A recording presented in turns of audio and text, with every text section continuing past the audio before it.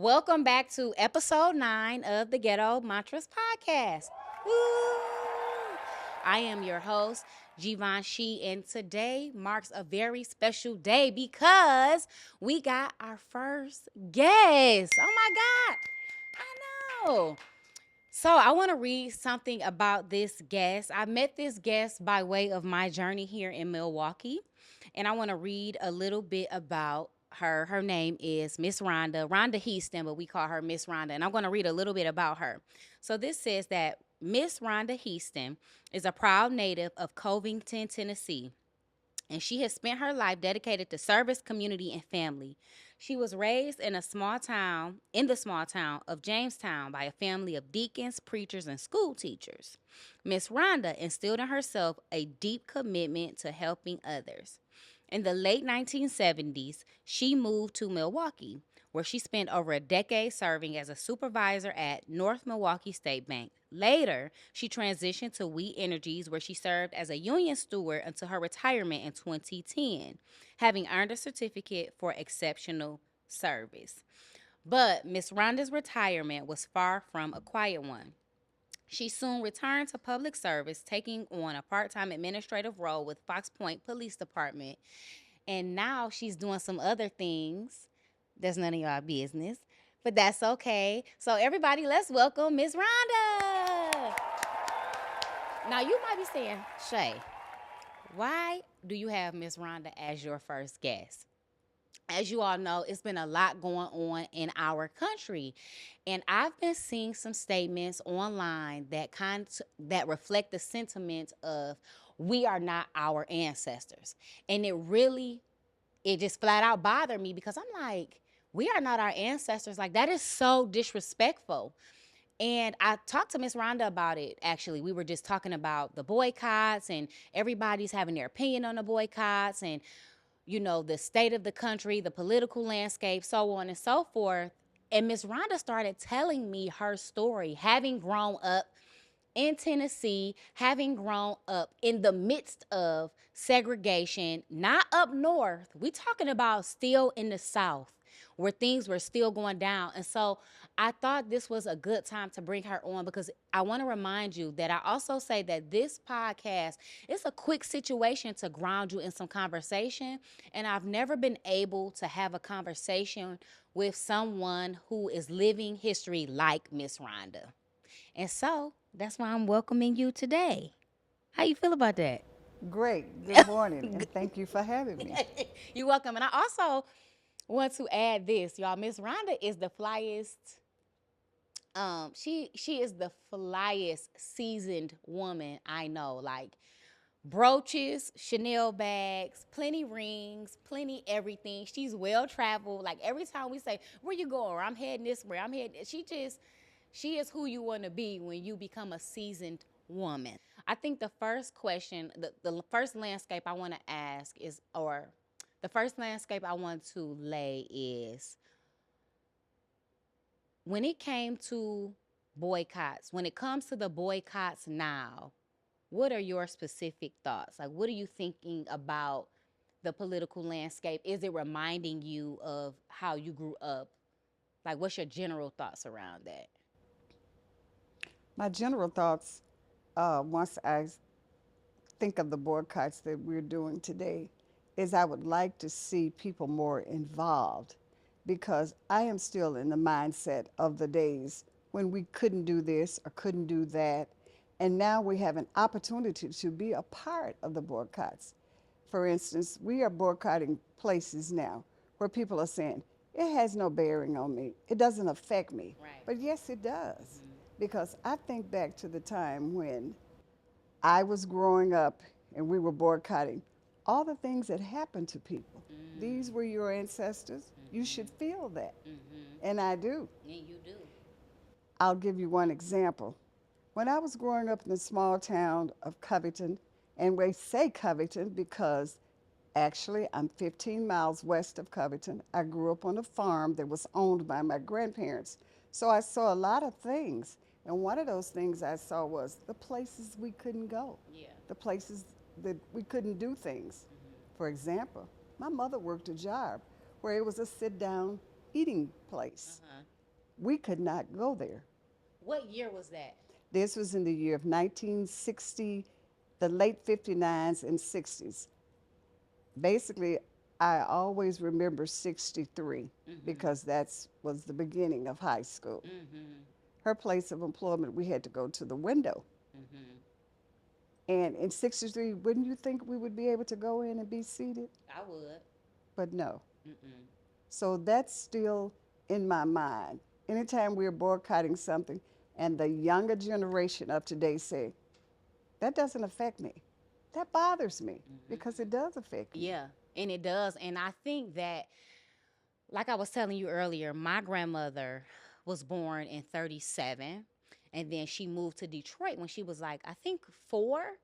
So she has some stories, but she doesn't have this particular story. And like I said, I never have gotten to talk to somebody who was, you have to go to the window. You can't come in here and sit down. And I think it's, I don't want to say interesting. I feel like we need to talk about it because I don't think people realize how recent this stuff is and how that time in 63 is very parallel to 2025. Even though we're not talking about lunch counters, I feel like we're more so talking about being locked out of economic opportunity, which is today's version of lunch counter. But I think it's so important that people get to hear it from you because when you say we are not our ancestors, you saying you're not Miss Rhonda. You not this resilient, beautiful black woman who has done so many great things in her life to still be here. I feel like, um, just, I feel like going to a job every day and having to work under folks who look down on you. And I'm trying not to go too far without going too far. I'm not talking about a current situation. I'm talking about previous, but just working where people felt inferior. I think that I just think we don't get to hear it enough. And I think that I'm tired of people talking about we are not our ancestors because I don't know how comfortable I would have been in, not Covington, you said Covington, 15 miles west. I am from Covington. I say Covington because when you say the smaller areas, people don't understand where it is. What's the name of it though? Let's give it a name. I am from Burleson, Tennessee, a small community of Jamestown. Okay, small community of Jamestown, Burlington, Tennessee. Jamestown community was an all black community. Uh-huh. And how did you like that? I loved it because that was all I knew. Mm-hmm. However, we were Jamestown community, was all black.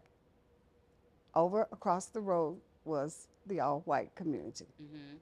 And we were sectioned off in communities. Mm-hmm. Every little town had a community where it was either all blacks in the little community and all whites in the other community. Mm-hmm. And you felt comfortable as long as you were in your community. Right. But when you had to venture out of your community, you were fearful of some places to go and some things to do. Right. What's interesting, now get me right on this. The Civil Rights Act was 1965.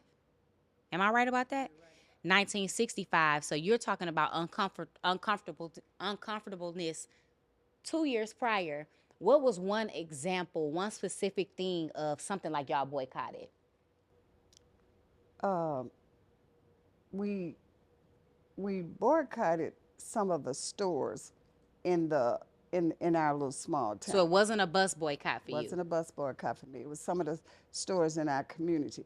But this was done quietly because you lived in the country. Keep in mind, you had to go home at night. Mm, So a lot of things were done uh, like we knew it, but they didn't know it, that we weren't mm. spending our money. Right. Do you think because everything is so public on social media that the efforts that people are using to make change are watered down because there's so much discussion amongst people that are not in the community about it? I think so because the repercussions today is not what it was then. Right. You Right. know, just to give you a prime example of that, we owned land in a prime part of the community. We weren't wanted on that land. Mm-hmm. So after my grandfather built a home there, we had the experience of having uh, a racial thing where we woke up the next morning and all the windows and cars and things were damaged. But my grandfather was the type of person that you didn't take anything away from him that he owned. So the next night was all the uncles and all the cousins with the shotguns and waiting. Oh, Lord. I grew up in this environment. But again, my grandfather was one of those persons, you weren't going to take everything away from him. Period. So He got his stuff back. he got all his stuff back. And I guess, how did that feel? I know you were scared to death. We were scared, but it was the things that you had to do. He was one of those people who, when he went to gin his cotton, he just went to the gin. We went with him, but we had to wait until he gin that cotton before we could go to the store because you just didn't feel safe. It was just things you knew not to do. And that's so interesting to me. Like, you hear all of these moments of, like, in history about Black people resisting. And I feel like in that moment with your granddad, they knew not to bother him no more because he got his shotgun. He got his shotgun. And he wasn't playing with them And he folks. owned his own land and was not leaving it. Period. Period. So after that happened, did you all have any more incidents like that? We never had any other accidents or incidents because, like I said, you live in this little small community. Your neighbors are white, but they kind of accept you because they know you. Right. But when you go to other areas, you're careful about going to other areas. Right. If it's one thing that you could tell little Rhonda, because you wasn't Miss Rhonda back then, if you could tell little Rhonda something about living through the civil rights movement and growing up and being who you are today, what's one thing that you would tell little Rhonda? I would tell little Rhonda to be more forceful in your thinking. And the one thing that was instilled in us was education. So I wished I had followed through more on that. But life makes changes and you learn better, you do better. So that would be the one thing. And when I speak of education, I feel that growing up where I grew up, a lot of kids missed out because we learned and we grew from that. And if you grew up in a two-room school and you can never remember a moment that you weren't busy, and you had one teacher that had 4 grades, and you never remember a moment that you were not busy, then that's a plus. A two-room school. A two-room school. And that's just so crazy to me. 4 grades in a two-room school, 4 and that's how grades. you had to learn. That's how we had to learn. We had 1st through 5th, one teacher, 6th through 8th, the other teacher. Okay. And those were the only 2 teachers I had from 1st grade to 8th grade. And then what did you do for high school? For high school, I went to an all-black high school. Right. And we used the yellow bus. And of course, because our bus driver was from our community, we were called the second group of kids. He took us to school. We waited in the afternoon for him to come back to get us while he took another load. So that was an experience also. Right, but y'all had to stick together. What would you say is when I make the statement, community is key, how does that make you feel about growing up during that time? I love it because in our community, we all stuck together. If one person had something, everybody had it. And guess what? We did not know that we were poor. A lot of people, I feel, when you're happy, you don't even realize you don't have no We money. did not know that we were poor. Yeah. Everybody got the same thing for school. Everybody looked alike. Nobody had on $300 tennis shoes and somebody else had on something else. We all had PF flyers. Y'all stuck together. We stuck together. And that's how y'all got it forward. That's how we moved forward. Now, I can't tell your whole story in this short amount of time. And I know a lot of stuff because we spent quite a bit of time together. And I know a lot of stuff that, I'm not going to share during the show. But one thing that I do want to bring up that you shared with me was when folks wasn't listening. So when the community came up with an idea for the boycott, and folks wasn't listening, you shared something with me that you all did if they didn't listen, and I want to see if you remember what you told me. If they wasn't listening, if you decided you was going to go to this store even though we said we wasn't going to go. Do you remember? Back in the days, if we boycotted Right. something, you did not cross that line. Right, but you said it was people that tried to cross It that was line. people that crossed that line. And at that time, you didn't really realize why they did that. And now, as an adult, I do, because I may have had an advantage that they didn't have. We lived on our own land. Right. Maybe the people that crossed that line did not, Right. and they had to. But at the time, you could only see that you were just being rebellious to what we were trying to do. Right. So to them, as an adult now, you're saying you give them grace I because give you them grace understand. because I now understand where I might not have had to do something. The other person may have had to do something. Right. But in the world of today, I don't see it that way, because I would say if there's a store that we say don't go to, there's so many other black organizations that you can use. So be mindful and conscious of what is trying to happen here. It's inconvenient, but I think that people want to plan, but I guess I'm just wondering how planned out were things back when. And now I'm realizing, like, oh, well, you didn't even do a bus boycott. You just, y'all in y'all community said, we're not going to that store. Y'all treating people crazy, we're not going. Mm-hmm. And that was it. And again, we had a black grocery store in our little community, so we had other options. Right.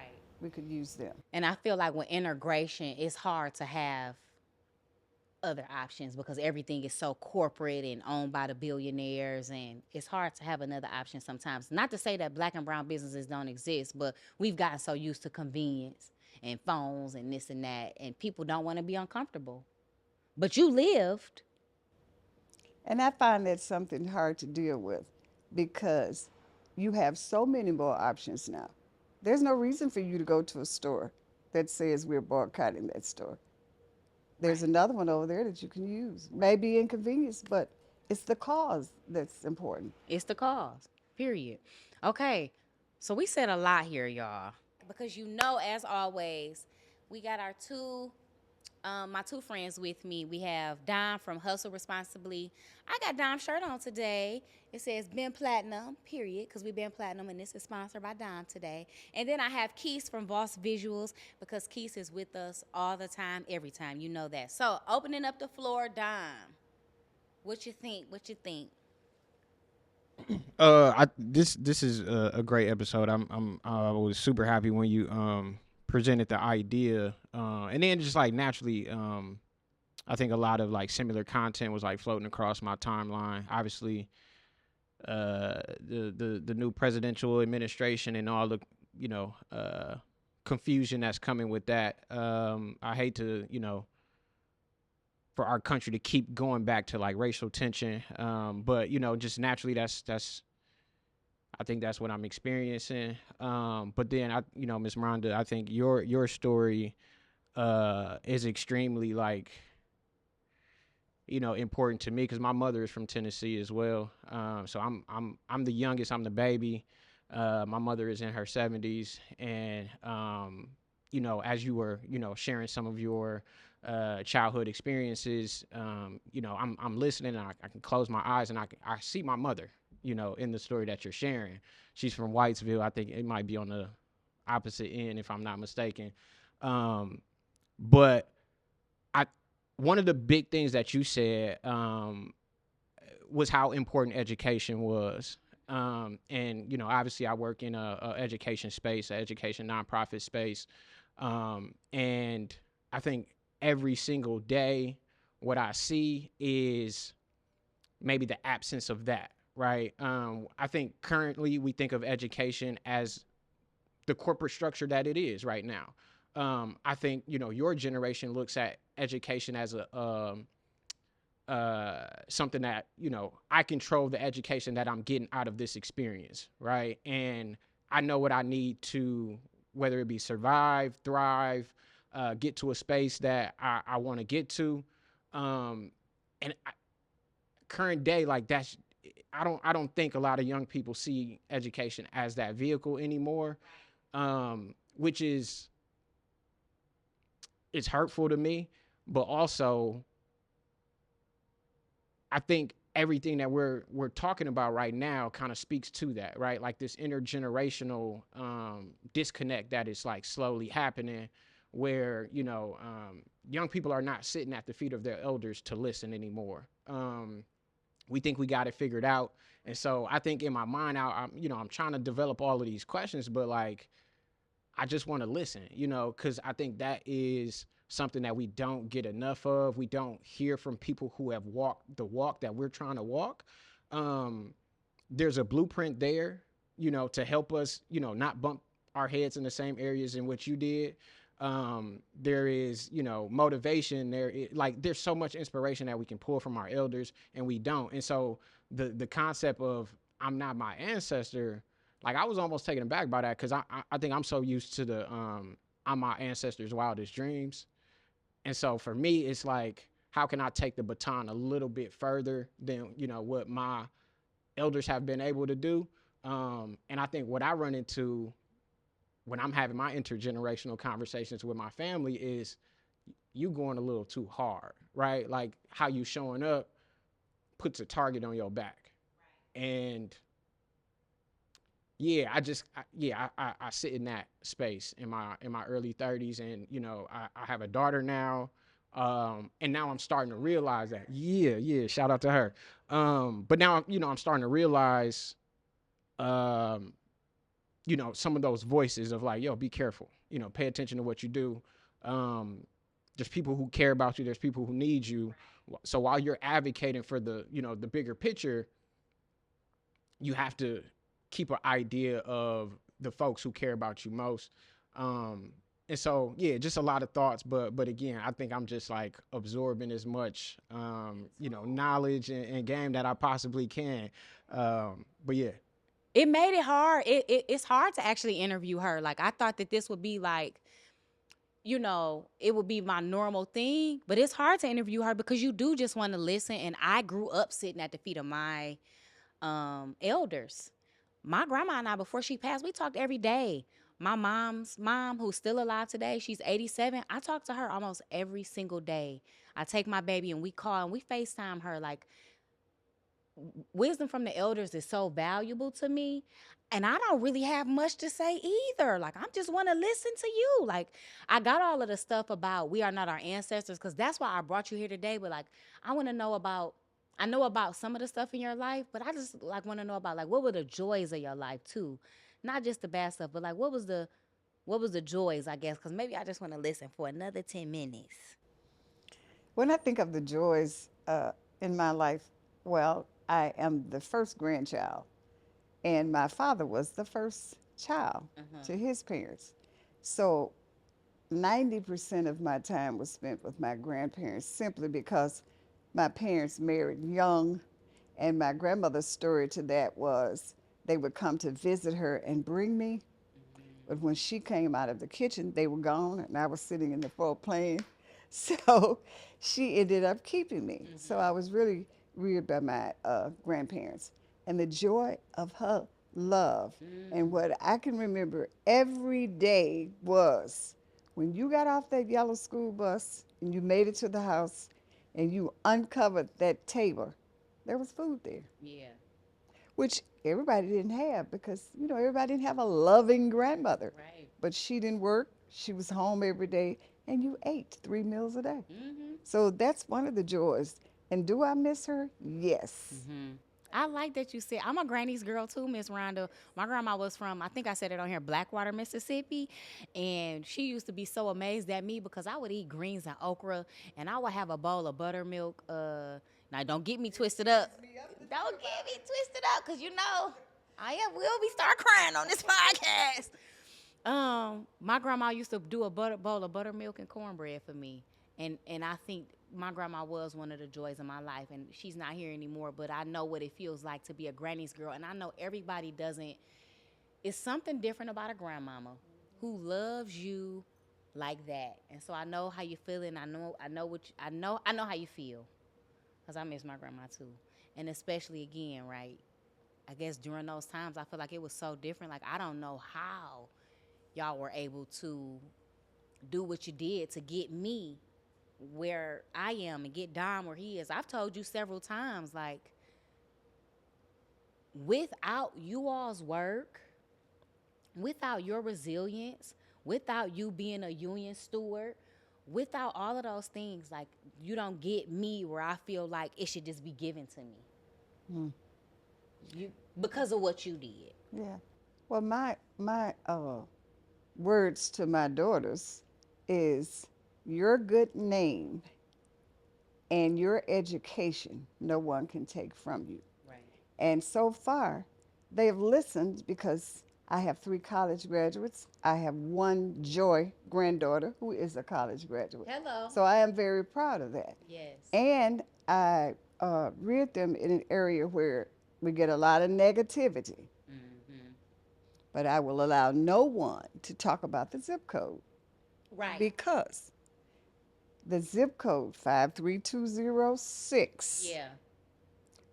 You've got 3-4 college people from that zip code. Nah.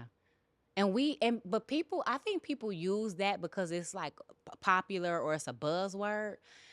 And you can have whatever opinion you want about Milwaukee. Now, you know, I'm from Detroit and people got their opinions about Detroit, and I live here in Milwaukee. But Milwaukee is actually beautiful to me. And Milwaukee has afforded me a lot of opportunity. And Milwaukee has a beautiful, Black, resilient community here. And people don't give it enough credit, in my opinion.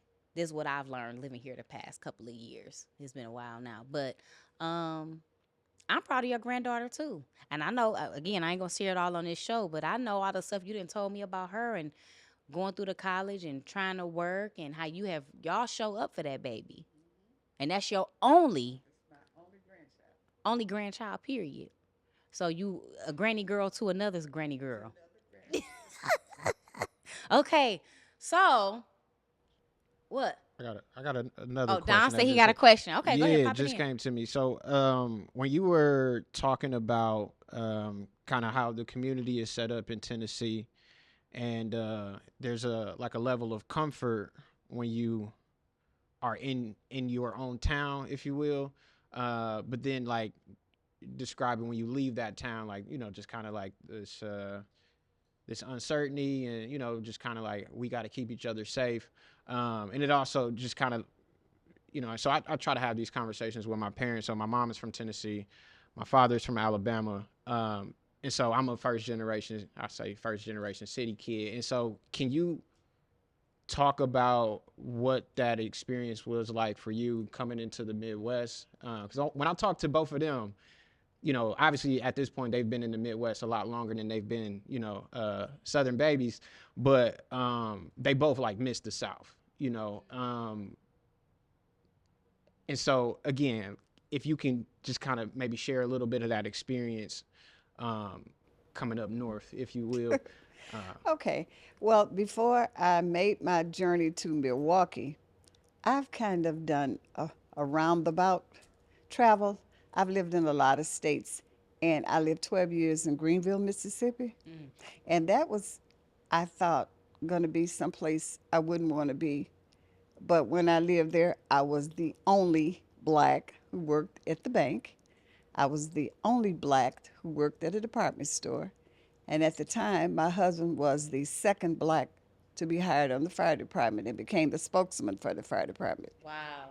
And we lived there 12 years with the business, and then we moved here.